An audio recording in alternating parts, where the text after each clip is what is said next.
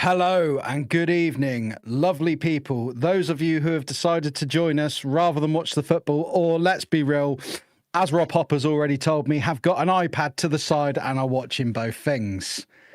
This is Real Impact. I'm Nick APD, and this evening I am joined by a man who loves a bit of a lean, a favourite in the community, a bit of a community celeb, our Dez T. Dez, how are you, fella? I'm good. Good. How are you, Nick? Yeah, I'm good, man. Are you looking forward to discussing this film you've picked? Yeah, Bugsy Malone.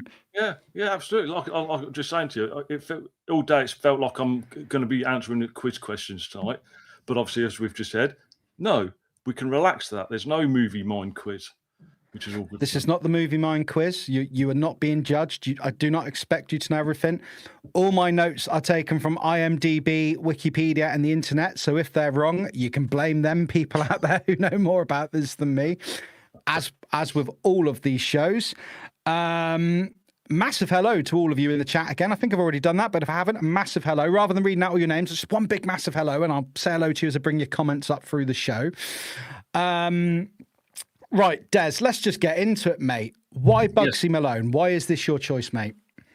I think initially my first sort of coming across it would be when I first started senior school.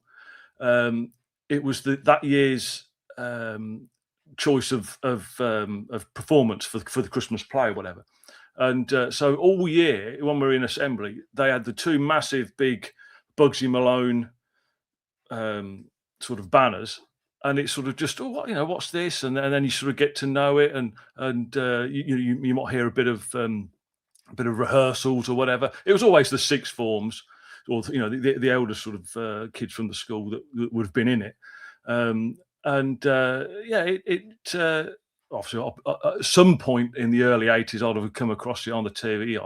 I would imagine, and it's just a fun film in a nutshell. It is a fun film. So you've answered one of my next questions. When did you first see it? Someone in the 80s? And yeah, I couldn't say. Oh, it was September the 12th on 1981. I couldn't. I certainly never went to watch it at the cinema. Connor. Well, no, it was released in 1976, filmed over the summer of 75 in England at Pinewood Studios. I could not tell you when I first saw it. I know this much. When you picked it, and I said to you, honestly, I said, I saw this as a kid. I know about the cars. I know about the guns. I know that it's all child actors, but I couldn't remember anything about it. And I have to say, I was pleasantly surprised watching it again. And I'm not just saying that for lip service to you. I was like, you know what? This is a pretty good film. It's easy going. Yeah, and I think for something that was made 50 years ago, it stands up now. There's no sort of special effects that sort of date it. It's obviously a period film anyway, from the 1920s. Yeah. So it's just a good fun film. So what I'll do for people, in case anyone hasn't seen it, I'll give you a little plot summary I've got here. Two rival child gangs, and I will just say, before I go into this, although it is child gangs, we're set to believe that this is played dead serious and that we're to look past this. Anyway, I'll start again. Two rival child gangs in 1920s New York wage a turf war using custard-firing splurge guns, leaving a smooth-talking Bugsy Malone to save the day and win the heart of a Hollywood-bound singer. Well, that is the plot of the film. In a nutshell. A couple of production details. It was directed and written by Alan Parker. It was apparently his feature film directorial debut. He's worked on other things, some Pink Floyd videos, Mississippi Burning, The Commitments in 1991. It was an all original screenplay. What else have we got here? I've already said it was recorded at Pinewood Studios, summer 1975. They also went out to Buckinghamshire in England and did a few outside bits, cars chasing through the forest and whatnot. it did quite well at the cinema. It actually initially got released at the Cannes Film Festival in May '76, and it was originally released to cinemas general release 23rd of July '76, in the United States 15th of September '76. There's several distributors here, but I'm just going to go with Paramount here, and the runtime's 93 minutes. It had a budget. Now, the budget, Des, I couldn't find an exact figure for it. Anywhere between 575,000 to $1 million. So there's no real information there. That was precise. It's not a lot, and it earned over 1.3 million on its release. I would imagine that it was somewhere in the middle of that. That's normally the case when there isn't an exact figure on it. Sure. Quite the cast on it. Now, as we've already said, they are they are all youngsters. They were all youngsters. Des, they're all in their 60s now, man. How does that make you feel? Old, very old.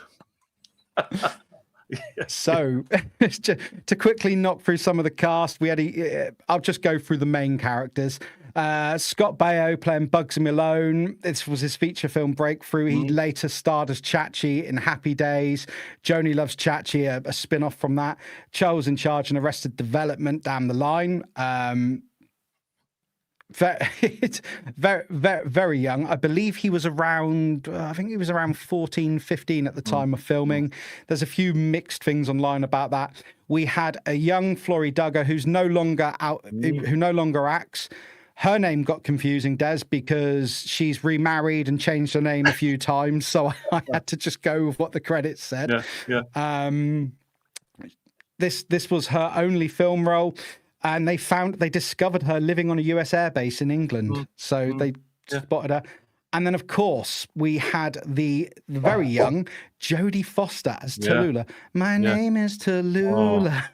That's the sort of probably the first crush I had, maybe going back into the 80s. Of course, yeah. How old would you have been when you watched this, Des? Just to ask if you say you were... Yeah, I don't know, 10, 11, 12, something like that, maybe. Early 80s. Early to mid-80s. It wasn't just you, Des. Apparently all the lads on set had a real crush on her, and they were all a bit in awe because she'd done a lot. You mean, she had a busy 76. She did Taxi Driver in 76, which was a breakout role as Iris. Freaky Friday in 76. Some later films she did The Accused in 88. Obviously, Silence of the Lambs, 91. Absolute gem of a film. Someone come on and let's discuss that at some point. Contract, True Detective, loads of films. Let's not just have a list of Jodie Foster's films. She was fantastic in it. And we had John Casey as Fat Sam. This was his debut film. He was discovered in a Brooklyn classroom. He did a series called Fish, 77 to 78. He later worked in the construction industry. He still does, to my understanding. Yeah, I think so. A lot of people in this film, other than the two main ones, didn't really go on any further. And I'm going to leave it there for cast for now. We'll get into the others, otherwise we're just doing a roll-off. Those are the four main ones. And if there's any that I haven't mentioned there, who was your favourite character in the film, Des? Oh, Bugsy. Was there one that stood out for you? Oh, Bugsy by a long shot, because he's the coolest, is he? You know, he's the man that he gets the lady, or certainly initially he's after the lady. He flirts with Tallulah. His Fat Sam's sort of right hand man. You know, he's Scott Baio. He's just, you know, puppy dog eyes. He just looks so cool. Yeah, no, it's I have to say, Des, there is a lot of love in the comments for this film. A few people have said that they like this film. I think it is. Love this film. It's one that, I don't want to say goes under the radar. It's easily sort of forgot about because it's a children's film. It does sort of skip under the radar, you know. But it's a great film. So Shabby coming in there with "My name is Tallulah." Now, okay, so we'll jump around. I used to have a real strict structure on this show, and it doesn't. I've found the best way is to go with it. While you remember stuff, you don't say it. You know the scene later on in the film where Leroy's in the shed and they're catching the guns. He's like, "My name is Tallulah," with a hay round. Yeah. Now, apparently, the reason they did that was because all the kids on set were taking the piss out of Jodie Foster, and she got quite annoyed about it. So obviously the director was like, Well, that's quite That's funny. going in. That's going in, absolutely. Yeah. So Yeah. little bit there, but and we've got Rob Hopper, and I do see all your comments, guys. So if I don't read out a comment, please don't think I'm ignoring you. I get to as many as we can in the time we've got. See, Rob Hopper says he first saw this when he was a kid at school, one of those end of term we have nothing to do video days. Yeah. Hour and a half, it may be a double period. It'd sort of fit in that, wouldn't it? Keep kids entertained. Absolutely. You know? I imagine there would have been quite a few people who it may have been much the same for them. What's interesting, and I will say to people, don't all run away now, but ITV showed this film the other week, and ITV in the UK, I presume you can watch it worldwide. You can watch this whole film in HD on ITV or on YouTube right now. No adverts, no nothing. Well, I say no adverts. Depends if you've got YouTube Premium or not, but it's there to be watched if you haven't seen it, or if you want to go after this and catch up on it.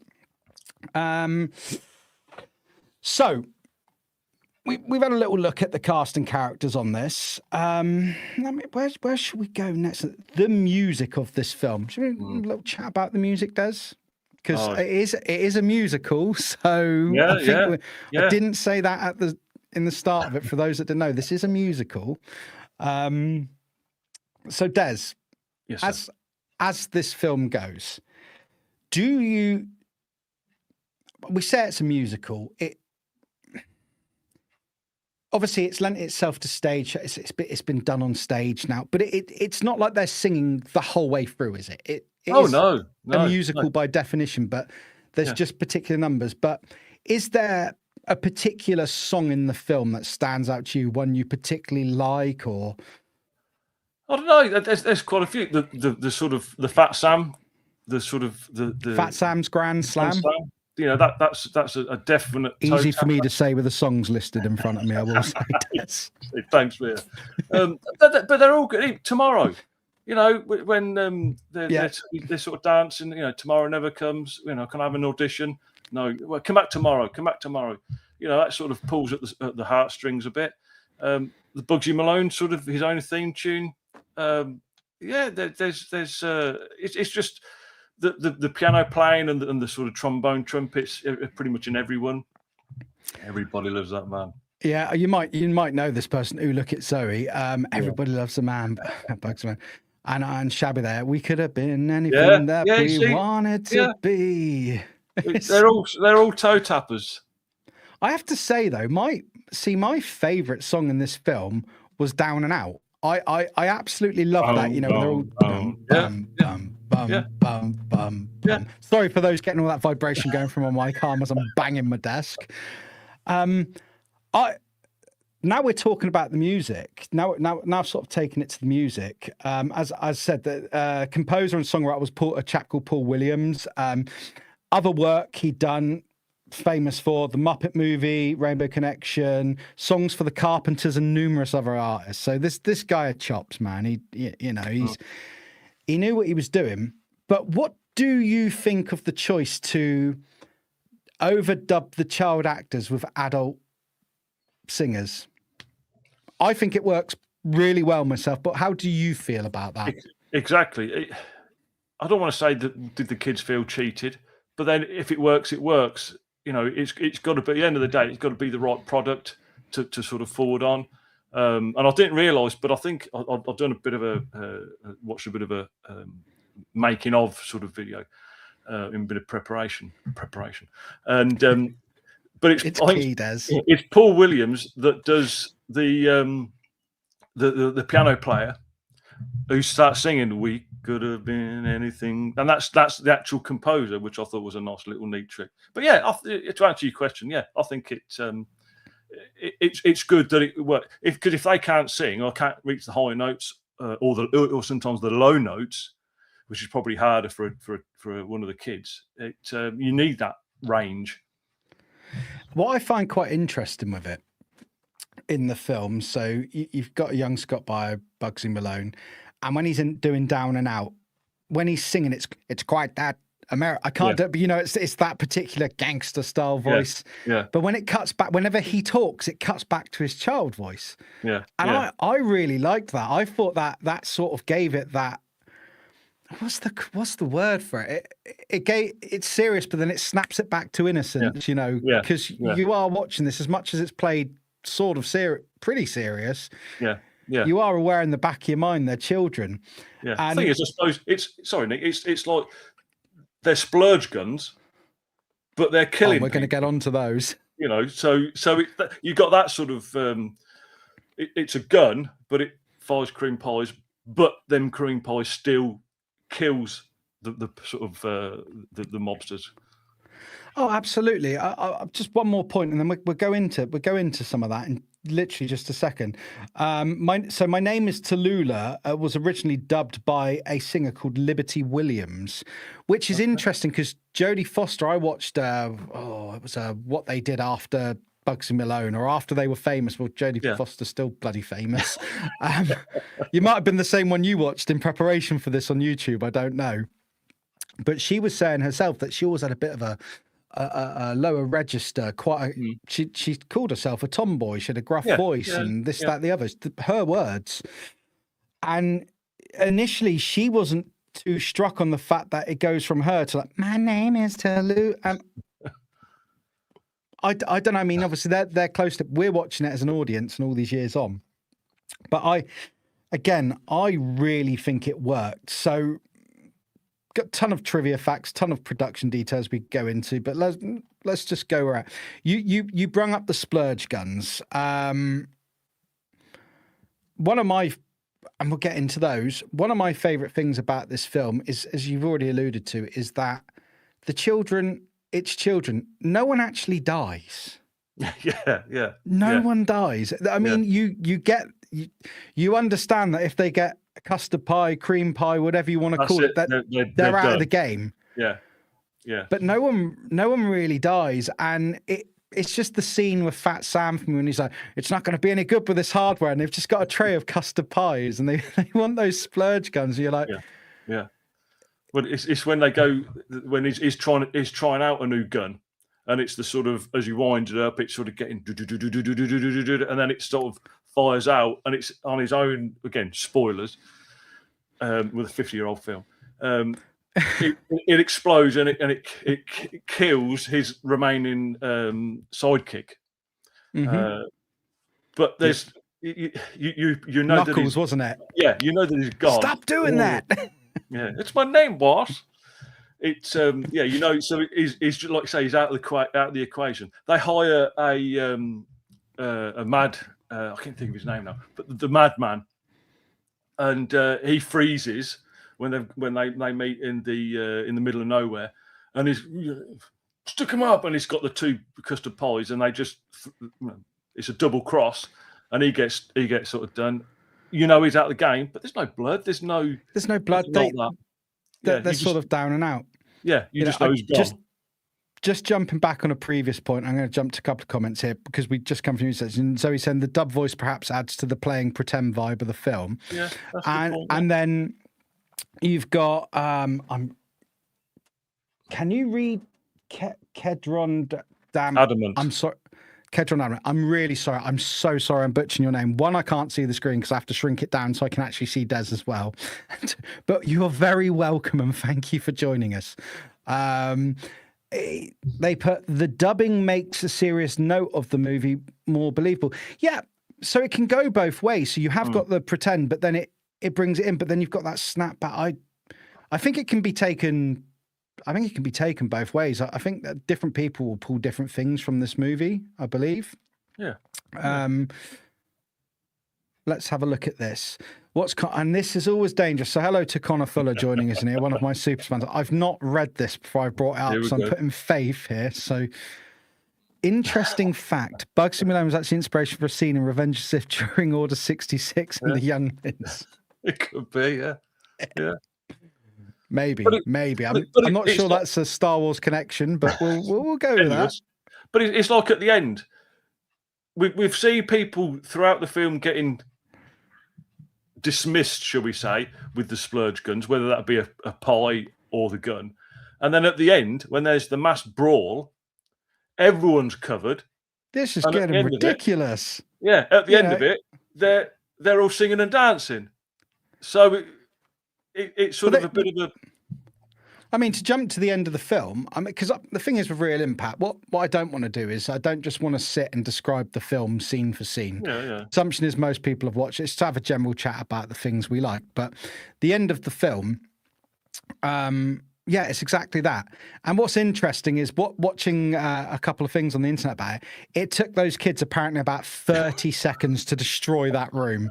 Like the production, the cast and crew were like, "Oh my god!" They said to these kids, "Custard pies, cream pies, flour, go nuts." And these kids absolutely destroyed the set. And but there's the realization at the end, because when the ding ding ding ding ding ding ding ding, we could have been, and then they realize they're all just friends playing. Exactly. Yeah. So it's they all just with the vicar. I mean, where's the vicar come from? All of a sudden, he's in the speakeasy. But absolutely. he put these things down, put this down. We're friends. We play together. Because it's only really Bugsy and Blousy, if I recall from watching the other night, that get out of there without getting splurged, isn't it? The rest of them are just absolutely. Yeah. That must have been well. The cast did say it was incredible fun. Like, just make sure the cameras are rolling, because we ain't doing this scene again. Well, apparently you say that, but the scene, the scene where he says, "Oh, it's not Knuckles, it's one of the other guys," where Fat Sam throws the cream pie at the wall. Yeah. And he does. He goes, "See, even so and so can get out of the way of this with this hardware." Apparently, that took like 10 takes to get right. So it's again, and it's not. Well, you've got to clean that wall, ain't you? Do it again every time. And the other thing about the splurge guns I loved that I found out about them. So it's all in the cut of the film. Just reciting what they said in the documentary. So the director, basically, he got one of the production crew and they've made these splurge guns for him. What they got is they got synthetic cream, because they found out that they couldn't use real cream. It just went bad under the studio, lights went off too quick. So they were making up all these concoctions of cream, right? And they were putting them in wax balls. So he got one of the production crew there with these guns. These guns fired these balls, and he shot one of the production crew in like the face, in the head. And apparently, you know the story then, Des, you've heard it. Yeah. Marked him up to oblivion, and they're like, "Shit, we can't do this to the kids at all."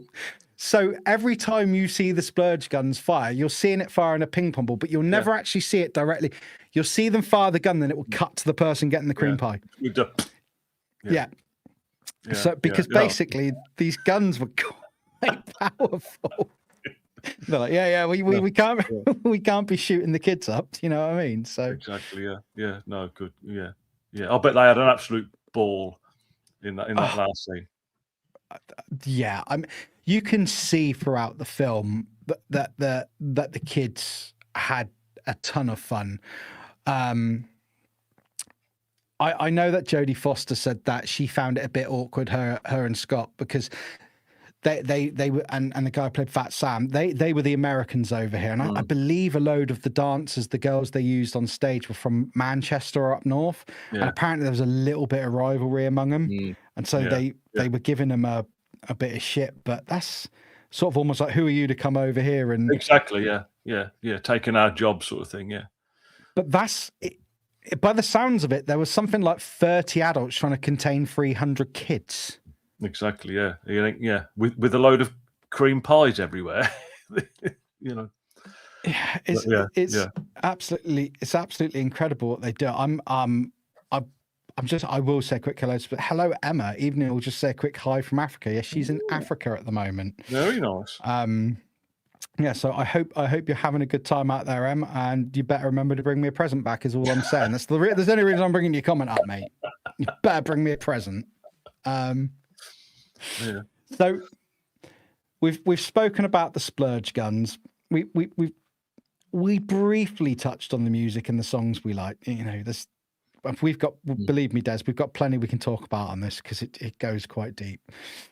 Whilst we're on the splurge guns, right? Let me just do something here, which I haven't done yet, and I'm terrible. This is what happens when, for those of you who are new watching, I have a semi-regular co-host called Kat, and when she comes on, she manages all the behind-the-scenes stuff, the slides and everything for me. Well, she's not here, so So basically, I have to be responsible for myself.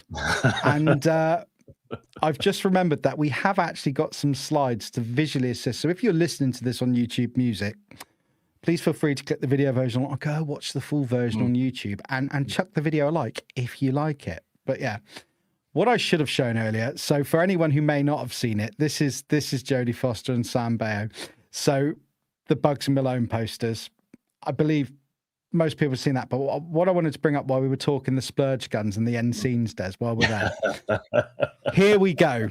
Look at that, see, Des. I almost did it professional. I've remembered the slides at the last minute, mate. So that scene in the bottom left, this is what we were talking about. The state of those kids. That picture, agree with me or disagree, Des, does that do any justice to the absolute state of what that room looked like at the end of that scene? It's that's what's on them, and then there's probably about 10 times more sort of gunk, for want of a better word, on all the walls and the floor, and yeah, absolutely. It's just the one scene where the sort of the cleaner, the little lad, is been hiding underneath the stage, and he just sort of pops his head out. Is it safe? And he gets out? Cream pied in the face, and it's the slow motion cream pie comes across, and then you feel from a bit there. So whilst I've got this up, we just as well go for it. So the splurge guns we've been talking about, based on the Tommy gun. I only know it known as the Tommy gun. I don't know if it had an actual name or if that is its actual name, but I think it was just the Tommy gun, weren't it? We would all know it as the Tommy gun, I would think. I know nothing about guns, Des. I'm not not a gun guy. So that there's the guys there as they're coming into Fat Sam's. Yeah. But if we go to the right of that, we've got Fat Sam on the far left there. Yeah. We've got Tallulah and we've got Bugsy, and that bottom scene there is Tallulah, and I believe that is when she's singing "My Name Is Tallulah." Am I correct there, Des? I think so. And because it's in the chat, I didn't realise this all these years. Well, I wouldn't do, because she sings, "Tallulah had a training in North Carolina." Does Shabby know anywhere in North Carolina that trains up 1920s singers? Well, there's an interesting question, being as our Shabs is from, well, he's originally from Blackpool, but he's left us for North Carolina. Yeah. Is that his calling? Possibly, potentially. So the theme of the film, 1920s, Prohibition, it's set around New York, isn't it? I believe. Yeah, New York, it is. Sorry, having a bit of a brain fart. I do apologise. And bear in mind, I've already said where it's been filmed, but primarily studio shots in Pinewood. How do you think they did with that? Do you? I think they did an exceptional job. Absolutely. It's because you think you've got the speakeasy and you've got the sort of the strip where the speakeasy is on, which obviously it hides behind a bookshop, and it's just how they get into the speakeasy. You've got to give a library book in, and then that gives you sort of like a token to get through and into the speakeasy. But I think that the street where they do the dancing, that's basically sort of it as a set. I think. I mean, they were in Dandy Dan's house again. But then I would imagine that's more of a location than a set. They'd use the real some sort of stately home or something for Dandy Dan's house. And then, like you say, I don't know whether you sit in Hertfordshire or somewhere. I'm so far down my notes. We're just, if we've got that wrong, we said it earlier. For where they've done the outside scenes again with the cars, and again the cars is another subject. Well, the cars, we will get onto the cars. Oh, we're going to get onto the cars because those cars. But before we get into the cars, I loved the level of detail they went to on the kids' suits. I loved the drawn on moustaches and it the mothballs, whatever it is they have in there to sort of give them the sort of Marlon Brando look. Yeah, it was so cleverly done. And it is. We've already said the kids had fun doing it, but you can see the kids are enjoying it as they're doing it, and seeing their outfits. Let me just go to their list of songs. Which one is it? Look, Nick. Did I give it? No, it's not that one. The one about wanting the bad guys. There you go. Simply bad guys. You know where the bit I love about that is that they're in the street and they're doing that dance and that sort of Charleston moves from the sort of 1910s, 20s and that. And I loved finding out that the guy at the back, possibly was it Knuckles, whichever one it was, carrying the carpet and the bags. Yeah. I loved the fact that the director was like, the poor kid couldn't get the dance moves at all. And this isn't high-end dancing at all. So he's just sort of there holding the bags. And so and they were like, don't worry. They go pinch a carpet from sort of off camera, come back with it, give it to him, and it's just the whole sort of he can't dance. Well, how can we make it so it work? Yeah, and it just sort of work a treat. But yeah, in that sort of it's that sort of Egyptian sort of sound, sort of thing. Yeah. So the playlist is on Spotify if anyone wants to check it out afterwards. I'm not quite as rebellious as Shabs yet. I probably should have just loaded up the songs and got an email. One of those you're taking the piss emails that Shabs gets every week. That's true. YouTube. I just love the way that the reason I like that story is because you can imagine that kid was probably panicking, thinking, I can't do this, I can't do that. And they're just the production like, don't worry about it. Yeah, we'll just do this. You're not going anywhere. We'll just work around it. So exactly. And it turns into a we're talking about it now, 50 years later. You know about. I know, man. It's crazy, isn't it? So you have said about the cars, haven't you? You said that just a moment ago. And luckily, Des, because I'm prepared. Check this out. They look awesome. Who wouldn't want one of them? I still want one of those nowadays. That the guns and these cars were what stood out to me from childhood. I can remember nothing else. But if anyone hasn't seen it, these cars are pedalled. And what's interesting about these cars is I don't know what the cost of an average family car was in 1975 when it was being filmed, but they cost the same as buying a new car. Yeah. And it's basically a push bike with four wheels. Yeah, they had something like a top speed of about 10 miles an hour. And whenever they did the fast scenes, I believe you can sort of see it looks like they've sped the camera up, doesn't it? And it's when they're getting them going, you can see the kids pushing the cars to get them going. Yeah. But it's exactly. Well, we've got to get faster. Let's just gather them out pushing it. Yeah, that'll work. Again, back to the magic of the film. You see kids doing kids things. Yeah. In this pseudo serious but not serious thing. Yeah. Exactly. But seeing those cars, oh my God! They apparently the chap who played Fat Sam, he was like every excuse we could get to get in one of these cars, we were just zooming around. Well, as much as they could. Can you blame them? Would we be any different, Des? Absolutely, yeah. It's it's just when they go through the chicken coop. You think drive round it, but no, they go through the chicken coop because that's funnier. One of my favorite lines from the film: "Get the cluck out of here." Apparently, that was improvised on the spot. Yeah. From the kid, brilliant. Yeah. And it's like they're going through the field. A field which is as wide as a field, and they go over the family having a picnic right over them. Yeah, but it's because it's funnier. Yeah, but it's daft humor, isn't it? Like from the cars when they're trying to cast the tire print of the car, and they've got the copper there. And they spill plaster of Paris all over him. I mean, he's just there looking like he's been cream pie. And the next shot, he's all like in a body cast, and they're carrying him into the car. But it's funnier, isn't it? It is. Yeah. See, I loved it. Sorry, Nick, No, sorry, mate. I'm going to grasp Mrs. APD up now because I put it on the other night and I said to her, so I get close to the mic. I said to her, oh, should we watch this? Because I knew I had to watch it. I just didn't have enough time. I try and watch a film twice. Yeah. I only got this once for this one. And without being disrespectful, Des, this is not a film that I had to analyze as much as some of the films I've done before. Because it's a fun family film. It's not too much to stress about.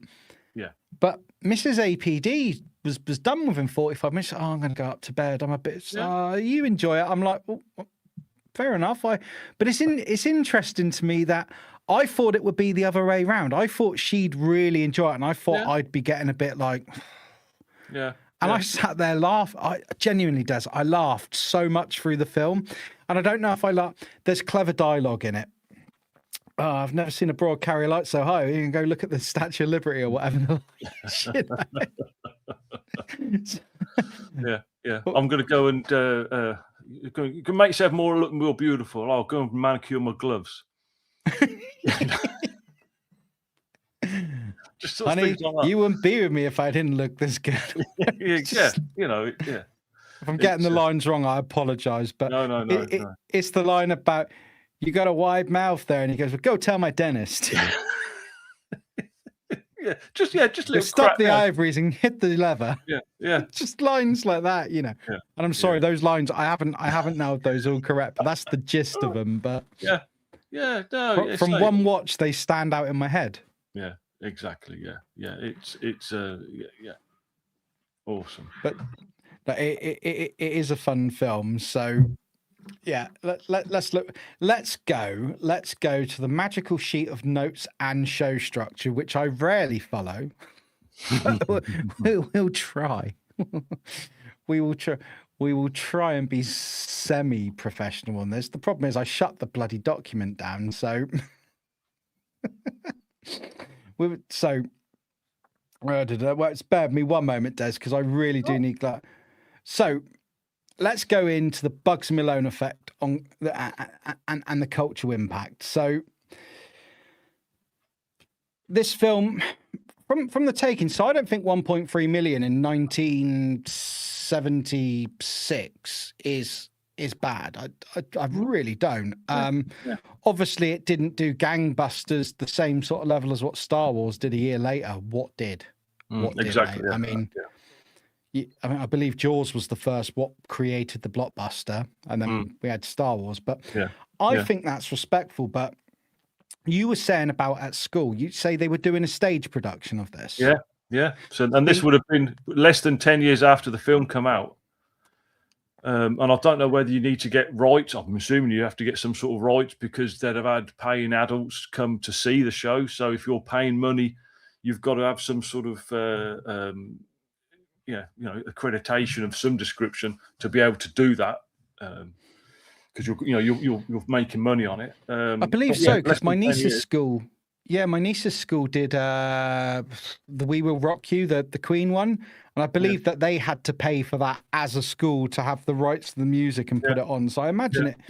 Yeah, I mean, whether that's a lot of money to do that, or whether it's just you need some probably buying sheet music or the bit that comes with it. Just to sort of say, you can do it because you are making money at the end of the day. But from what I was reading online, a lot of credit goes to people and schools and stage productions turning it into a musical. I didn't have time to find one online to watch, unfortunately. And I will say this honestly, if the production of this comes on locally, I will go and see it because I think it would be great fun. I suppose it lends itself to school productions because there's loads of kids. It's perfect. It's not something that an adult sort of amateur dramatic company could do because they're adults, But I'll tell you, there's a fun sort of fact. Years ago, there were a program on ITV or one of the channels that before they were famous, so they'd get a celebrity, and then they'd see them before they were famous. And there's a clip of Rio Ferdinand, England and Man United international footballer, and he's playing. I want to say his name's Izzy, the janitor, and he's singing "Tomorrow" as he's sweeping up.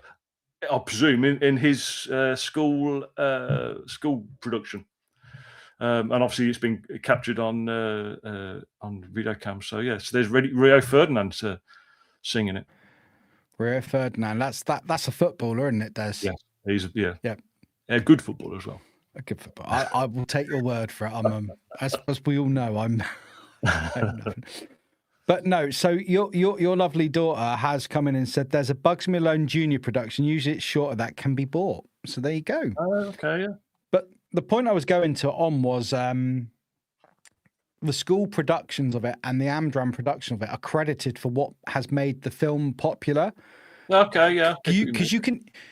I can see it now. I can see schools and Amdram productions across the land, like, you know, kids. Did Zoe say when she was younger, did she do amateur dramatics or stage? So yeah. You can imagine if you go, I mean, Zoe was born long after this film. She made me feel old when she came on Real Impact Days, and I'm only 42, mate, or 41 going on 42. But you can imagine all these, you can just imagine all the teachers and the people doing this just going, oh my God. This is absolutely golden, and this is credited for what made the film so popular. This what sort of kept it alive.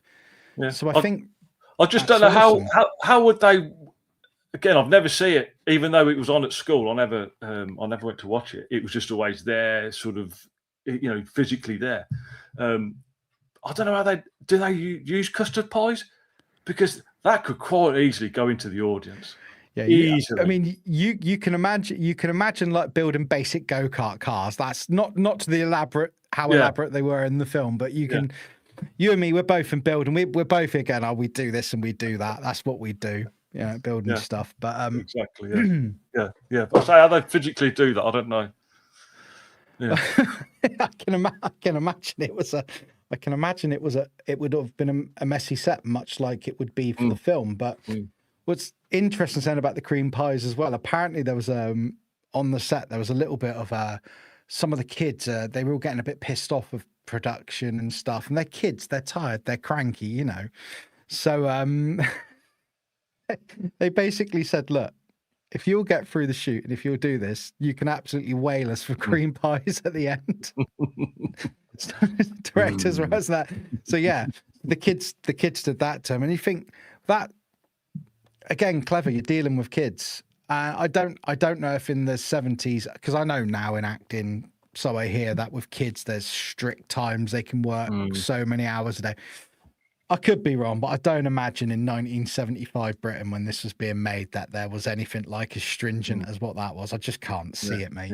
Yeah. Well, say there was a story that Blousey Brown, she when Bugsy Malone says to her, I've got tickets for to get us to Hollywood, and she's in the back of the car and she has to hug him, and she just couldn't hug him because they didn't get on, because she thought he was a bit of an upstart.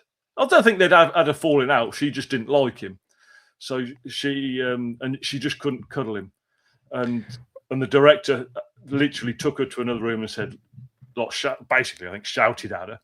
So she thought, well, I don't like doing it. If I just do it the once, better, that will stop me doing it another 10 times, if that makes sense. Which is bullying, I suppose. No, I think, sorry to cut you off here, I think your good wife here, Mrs. T, Zoe T, was in this production.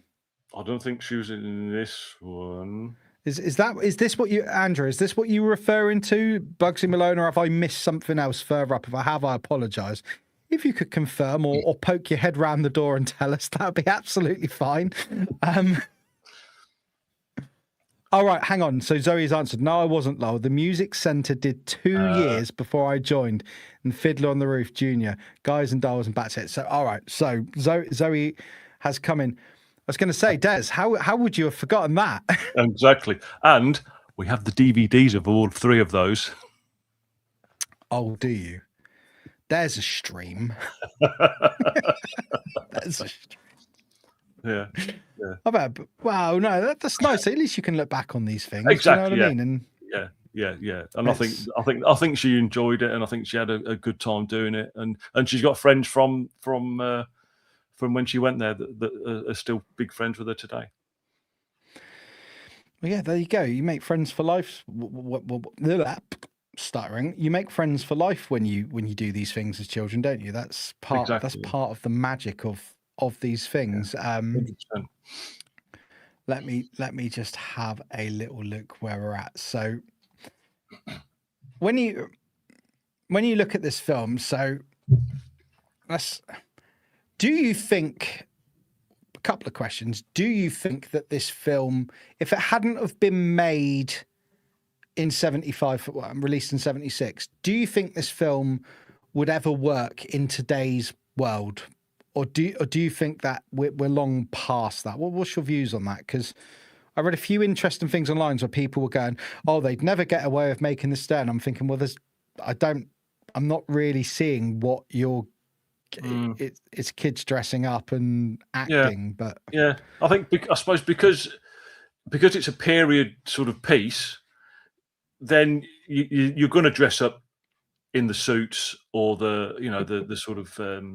I'm trying to think what the ladies were called.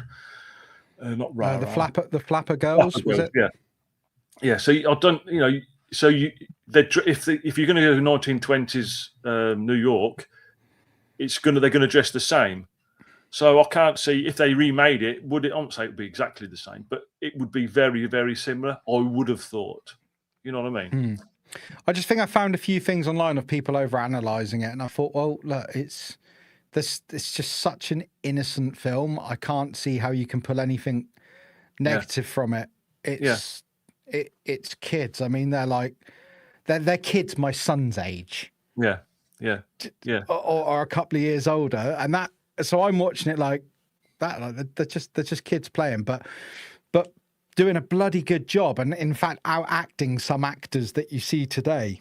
Yeah. Well, I think there's a bit where it says where Tallulah, when she goes into the crowd and starts sort of caressing some of the sort of clientele, and the embarrassment that they've got as the kids is true embarrassment because they were kids, and Jodie Foster's coming to them and sort of taking the silk handkerchief out of her and sort of I don't want to say being seductive. I don't mean it like that, but no, because I think this. So you just hit a point. I think this is what some people were saying online, like, oh, the way she's doing this and doing that. It's like, no, it wasn't played like that at all. No.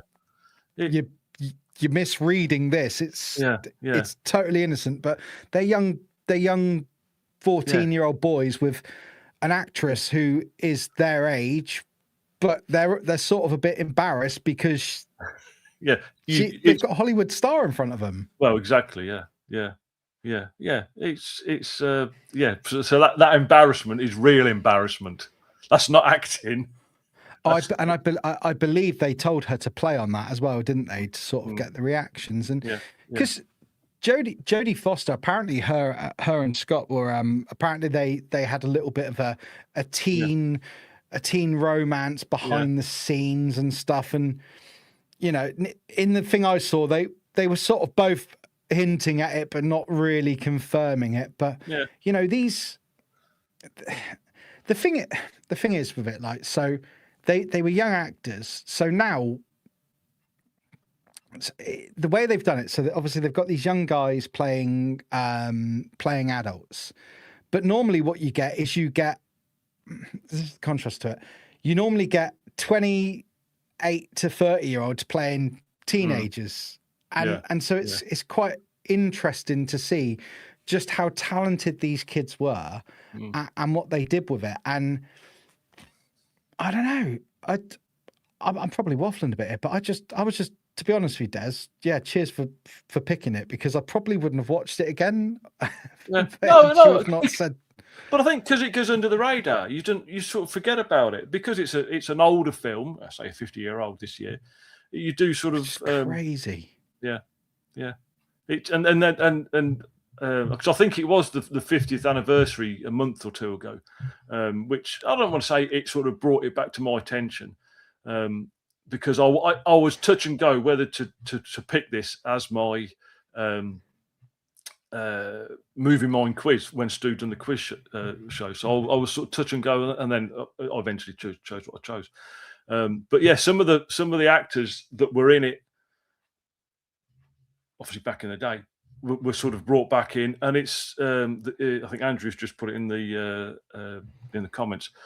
Bonnie Langford is in it, and she's the sort of main singer. Yeah, she was actually. Carla was the one who pointed that out to me because she comes in, I come back, you can have me back. And Carla's like, I recognise her, she's famous, and I looked out, I was like, Bonnie Langford. She's like, oh, of course it's Bonnie Langford. This is just before Carla bailed out of watching it. But I didn't realise when Blousy Brown's doing the auditioning, and they all doing the next. You've got the sort of director and presumably the sort of producer, or whatever, in the stalls. But the director is Mark Curry, ex of Blue Peter fame. He was one of the Blue Peters. Yeah. And when you look at it, you can see it. But obviously at the time, he was like a 12-year-old kid. Whereas when he was on Blue Peter, he's an adult. You don't sort of realise. Yeah, it's interesting because, like I said, a lot of them, excuse me, didn't go off to do show business, but the few that did, and I think it's in the reason I say it's interesting is because I look back, so I look at Jodie Foster's career and the career she's had, and Scott Baio's career, if I'm saying that correctly. They've had very different careers and different levels of success, both successful in their own right, but Jodie Foster, I mean, she just for years just carried on being a juggernaut. Yeah. I'm sorry, and I think now, not that I'm the biggest movie buff, that's gone on record.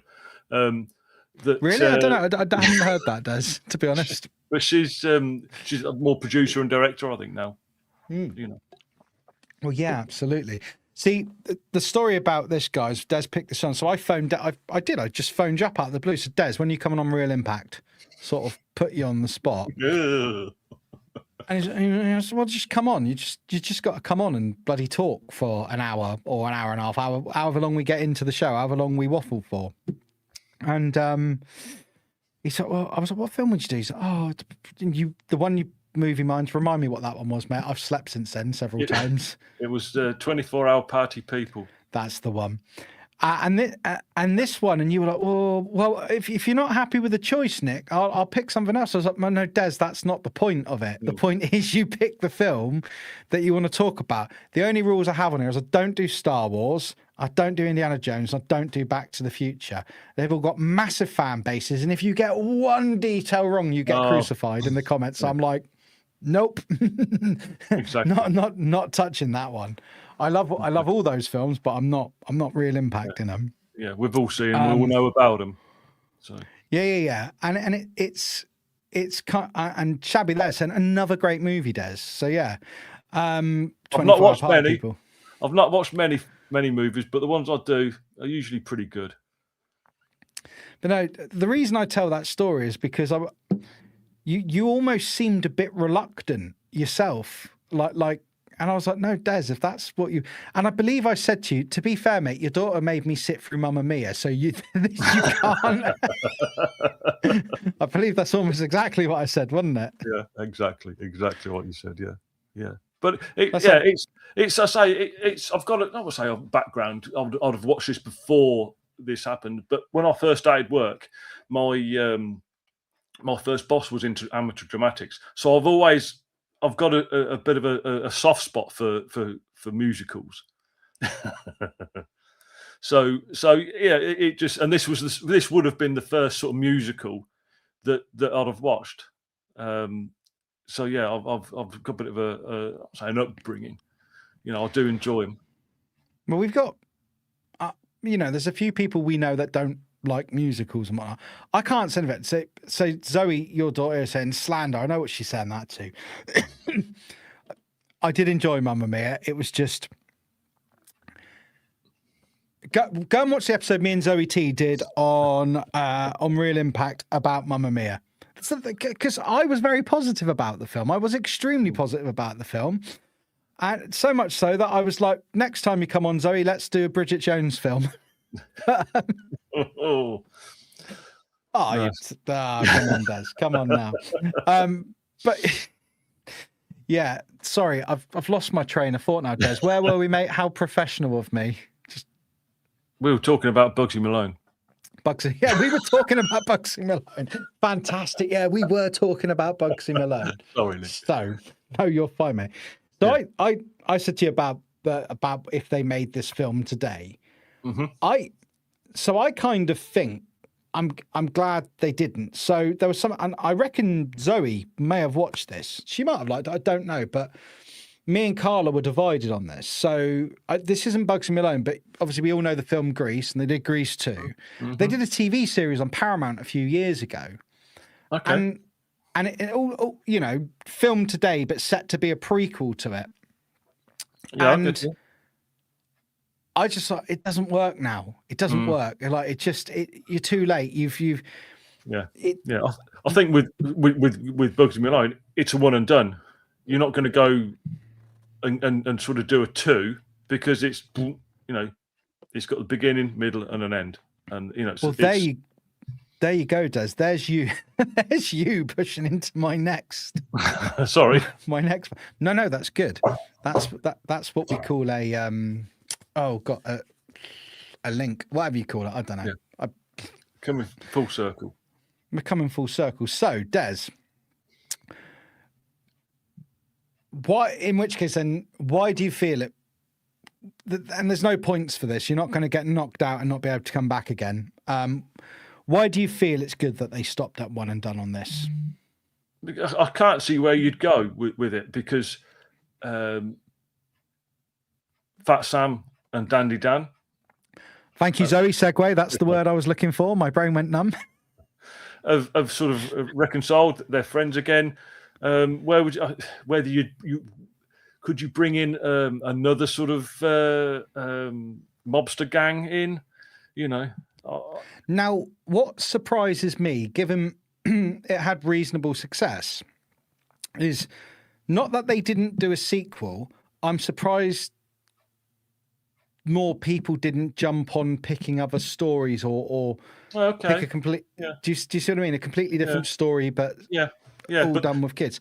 Yeah, someone would probably say people have, and I haven't seen it, but there's nothing in my head that jumps out now as a film where that's like that. Which suggests that if they have done something similar, it's not been successful, and it's just gone to the straight to DVD, as they say. That's the problem.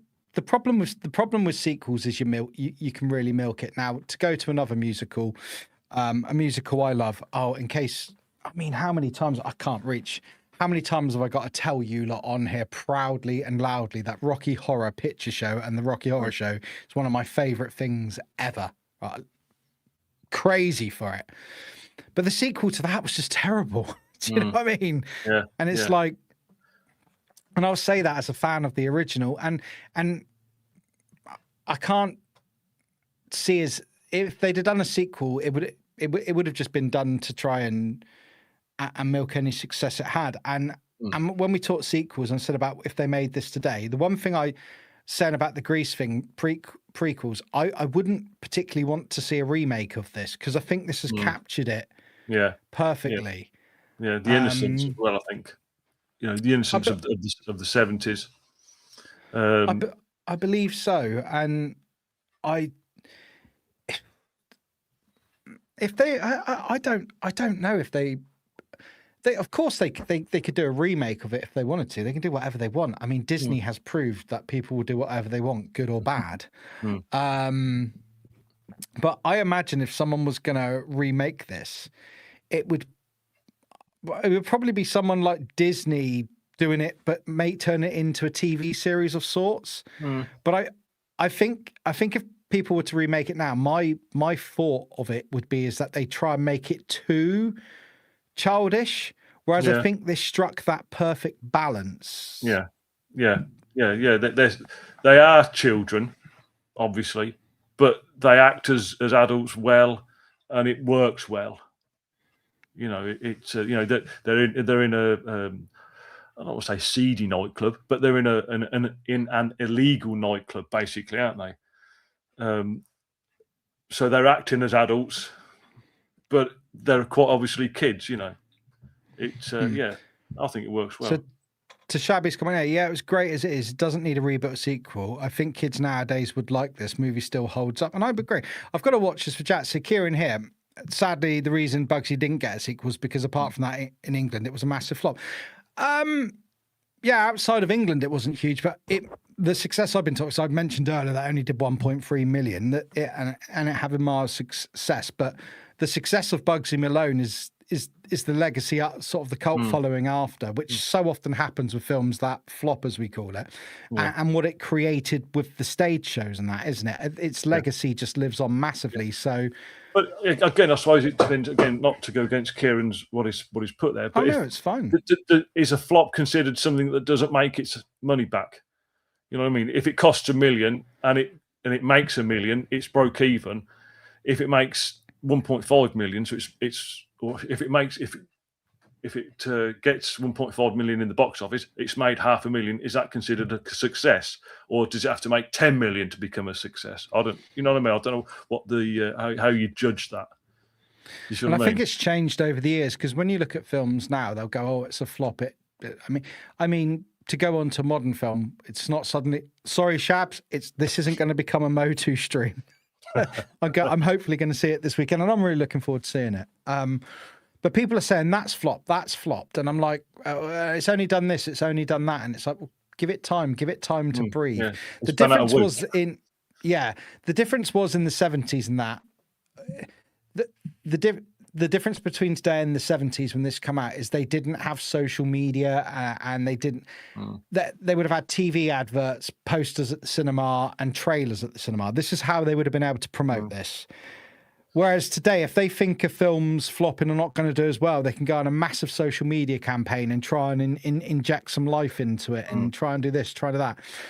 But you didn't have that then, so I don't know, what am I trying to say?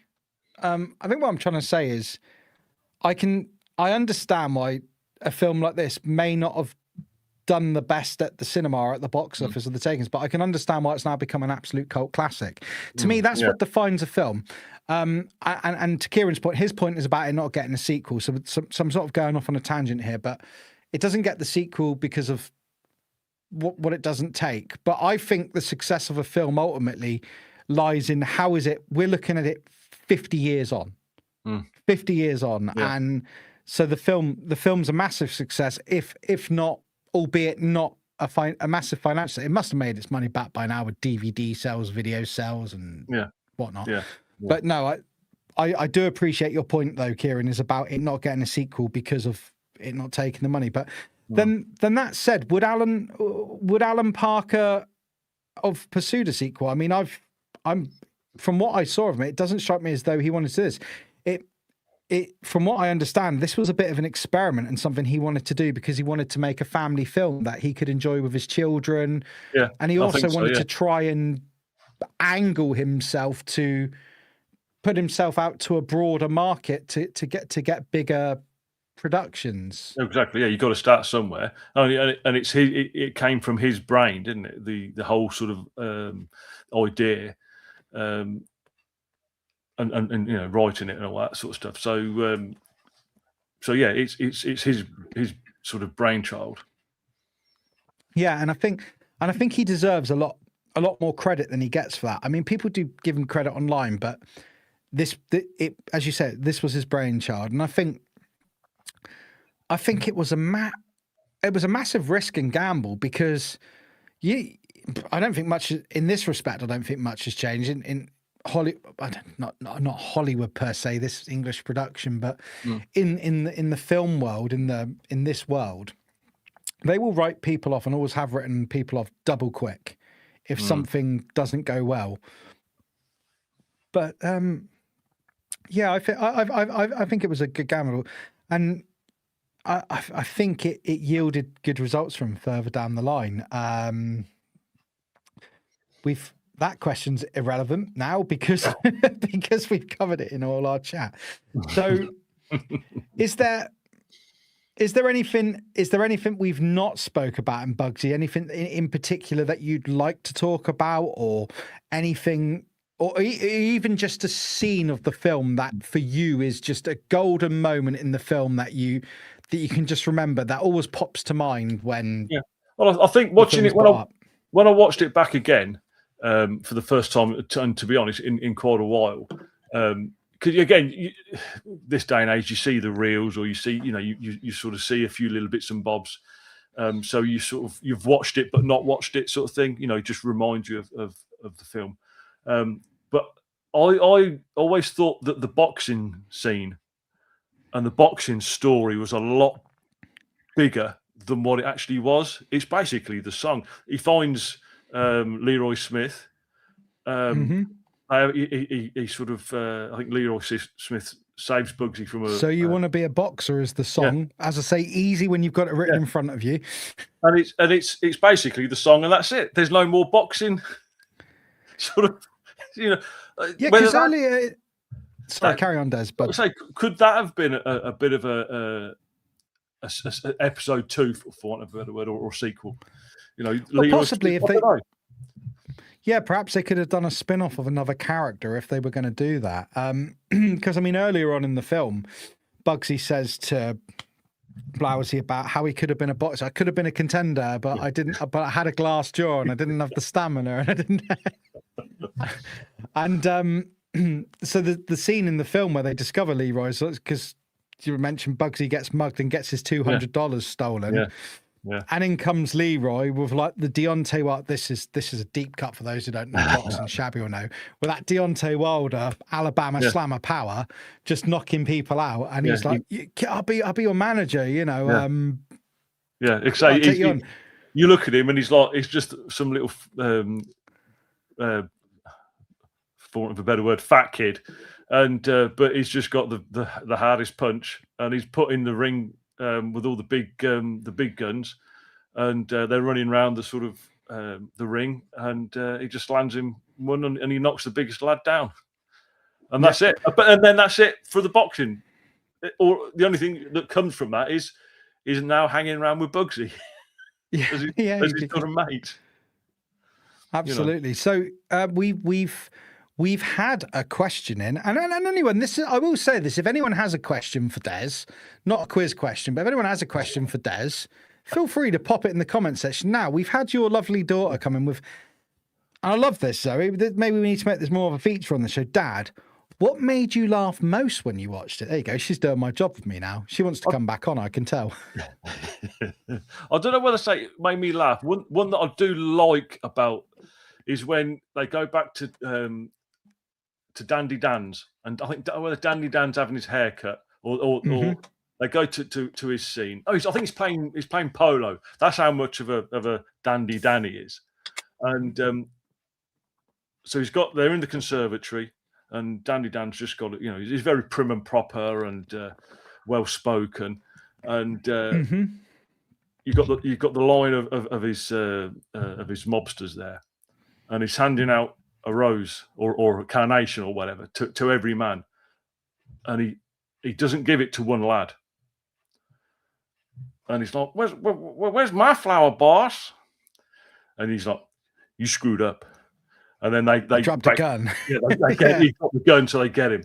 But that always makes me laugh, because it's like at work when certain people at work get given the new tools or the new van, and it's like, well, I didn't get one. Where's my flower, boss? Where's my new van, boss? That sort of, And he is the dummy sort of the gang. Yeah, but you goofed up. You dropped the gun, so you're going to pay for it. We don't have mistakes in my outfit. No, really good. Yeah, that makes me laugh. And the way they just like cream pie him, not to death, but just like with the actual cream pies, not the splurge guns. Yeah, no, it's great. Yeah. That and another one that just sprung to mind is when it's there's two scenes that they do with it, where you've got the reporters talking about. Initially, they talk about the splurge guns, and you've got the American on the phone in the phone booth talking about it. He's talking back to his office. I suppose is the thing they're trying to do, and telling everybody about the splurge guns that's taking off in a bad way. And then at the end, when they're doing all the when it's the big fight in the speakeasy, they've got the English bloke, and he's on the phone, and he's and then they all get splurged because nobody's spared from the splurge. Everyone's getting it. Okay, so we've had another question in here, and I think it's a bit tongue in cheek from Jono. Question for Dez: of the 3 non-Star Wars movies you have seen, how would you rate Bugsy Malone? But let's turn this in. Let's put a spin on this. Is this right? It goes without saying. I mean, I've only got to show people this. I'm honoured enough to have one of these, right? It goes without saying that we all know that Star Wars is your absolute passion, favorite thing in the world. We know this about you. We know this. But how, outside of Star Wars, how does this, for Jono's point, how does this rate for you with other films you've seen? Go for your life. It's definitely up there in the top 10. You've got your Lord of the Rings, / Hobbit films. And I'm using them as a well, that's one choice. The 6 films, Indiana Jones, Back to the Future, Harry Potter films. This is definitely in the top 10 by easily. Again, just because it's just for the fun, for the toe tapping tunes. Just because it puts a smile on your face, Anybody who watches this, the next day they'll be singing ding ding ding ding ding ding ding ding. It's just that. Just mate, I was working with 2 chippies this week, and I had the lovely job of we ripped all the carpets and underlay up, and I got the short straw of de-stapling and de-nailing the staircase, which is just beautiful. Yeah, best job. And all I kept singing in the stairwell of this flat, we could have been anything that we wanted to be. And they're like, what the fuck are you going on about? I'm like, Bugsy Malone. Because they're earworms. They're all pretty much earworms. They just get into your head and la la la la la la la. Yeah. And and that's credit to the quality of the music. I mean, here's a excuse me. Here's another one for you here. Let me just find it. Nick, you're so rubbish. This is the problem, Matt. I've got to stop scrolling back up my notes and also stop closing my notes because, So, Paul Williams, one thing that he went on to do in the future. Now, here's one for you. He went on to collaborate and do work with Daft Punk. Oh, good, so there's a connection between Bugsy Malone and Daft Punk. How's that for you? That's a crazy one, isn't it? Where did they meet? how did that come? But then he did stuff for like we said earlier in the film. So he's quite very, very prolific. Some guys in the chat talking about cinemas and takes and advertising budgets, which is, I'll tell you what, that's a subject, rather than go in too much to that here, because modern day versus old day, that could be, and I reckon Rob Hopper will be up for this and get a couple of people in. I reckon we could do a sort of different Real Impact where we talk about today's movies, budgets and how they push them. I think there could be some meat on the bone for that, if anyone's interested. Let me just see where we're at. Someone else asked you a question. Oh, yeah, it was Mrs. T, your lovely wife, Dez. What film have you made me watch most, Bugsy Malone or Star Wars? I'd argue there's another film that I've made her watch, and then she'll watch for about 5 minutes, and then we'll walk out. And I've got to think what the title is now. It's the Admirable Crichton, not the Honourable Crichton. The Admirable Crichton. This is an after hours deep cut.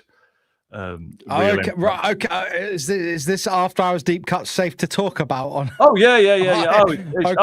Okay, because you kind of listed that like it might have been A bit of a seedy movie, Des. I'm just saying there, mate. No, not. It couldn't have been further from it. 1950s Kenneth Cole, yeah, sort of like not an Ealing comedy, but of that sort of genre. Very, yeah, it's but it's just super deep cut. That's probably what I've made her watch more times than anything. So Shabby here saying you forgot Pee-wee's Big Adventure, Des. So we had a great chat about that on Real Impact. Me and Shabs did. We really did. It was a great. Honestly, it was a great episode.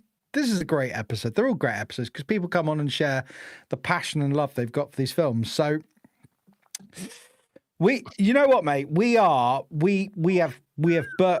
burnt through the material quite quickly tonight, which is fine. It's fine. I mean, we've been going for nearly an hour and 20 minutes, mate, which is yeah, that's right. Yeah, it's blooming good going, mate. Blooming good going on a school night as well. Yeah, and when the film's only an hour and 30 as well, so itself.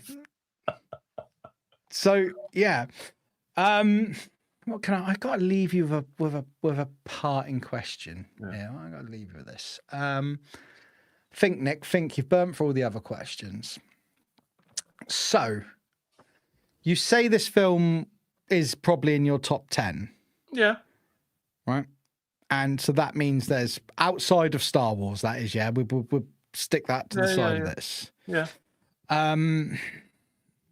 Is being as favourite as this film is, so that's bloody, I'm waffling here. That's a rubbish question here. This film, so you now have you've had children, they've grown up. You have grandchildren, just to change this on the spot. I don't know how old they are. 2 and 4. 2 and 4. So the 4-year-old, are you looking forward to a couple of years' time, say 5 years from now, when you can sit down and put this on and watch this with the grandkids? Yeah, I think so, yeah. Yeah, because it's just wholesome, fun. You know, as long as we're not eating some sort of cream... lemon meringue pie or something. You saw that comment as well then, Des, yeah? Yeah. Yeah, as long as we're not eating lemon meringue pie or something similar while we're doing it. You don't want to encourage that level of carnage. So yeah, I think so. Yeah, I certainly no reason why not. You got to remember though, Nick, when it's in my top 10, I've only ever watched 7 films. So it's your top 7 then, Des. Just for the record, I have watched more of that. But yeah, because it's just a good, you know, it's a film that's been in my psyche, I suppose, since it really best part of 50 years. So yeah, it's just a good. Well, I see Mrs. T chucking films out there. I don't know if these are her films or your films. They're yours. Well, Mrs. T, I tell you what, Mrs. T, you are my, anytime you want to come on here, whatever film you want, or if you and Des want to come on, if there's a film you two love together and you want to come on together and discuss that film, we can do that. We can do that anytime. Des, a massive thank you to you, mate, because honestly, I'm not just saying this. I'm glad you picked this. I enjoyed it, and I'm looking forward to watching this with Jax. Just haven't had time from watching it the other night. I don't know if you have any parting notes you want to speak on, or if there's anything you've got coming up or whatnot, or this is basically your few seconds to fill a few seconds while I line up the end video before I thank everyone and we close the stream. That's the honest truth. Just if anybody's, it feels weird saying if anybody's watching, those that are watching, if you've not seen it, like Nick said, it is on YouTube as a freebie from ITV. Just search Bugsy Malone. I think it's Bugsy Malone, the full movie. Click on that. Yeah. It's there. And just enjoy it. Sit back and enjoy it. You know, on a nice sunny rainy afternoon. So Zoe coming in here, she'd only do Back to the Future, and I've just said that I don't do Back to the Future, Indiana Jones, or Star Wars. That's a get out clause. It's the backlash, man. It's the backlash if you get a fact wrong. It's not you guys. It's not the guys we know here in the chat, but it's the greater what outside of it who come in the views after. And it's like, oh my God, did I accidentally say Luke Skywalker this? Or, do you know what I mean? Yeah, some Freudian slip and you get chastised for it. Yeah. Oh, absolutely. But, just need broader shoulders, I guess. Des, a massive thank you to you. I've already said that, but thank you for the film. You've been a pleasure to chat to this evening. I've genuinely enjoyed this. A massive thank you to everyone in the chat. Sorry we can't get to all the comments, but I do read them throughout. I was serious about what I said. If anyone wants to sort of get in touch, I reckon Rob Hopper will be up for it. In fact, you've got no choice, Rob, about discussing Hollywood budgets and whatnot, and putting together a sort of a special real impact on that. Chat, you've been fantastic. The show works so well when you guys are in the chat, chatting away and having conversations and bringing things in. Des, you've been great. Zoe, thank you so much. You've helped me through this stream indirectly with things like Segway and stuff. You've been brilliant. And Mrs. T, thanks for allowing me to steal your husband for an evening. Everyone, you've been fantastic. I don't know when my next stream is for Action Popcast, or whether it'll be a real impact or whether it'll be a lame. Something will happen in the next month. That I am sure of. So keep an eye on the socials. Have a little look out. And other than that, I've just got to say, here's the awkward wave, and we'll catch you all soon. Thank you so much, guys. All the best. See you soon. Bye-bye.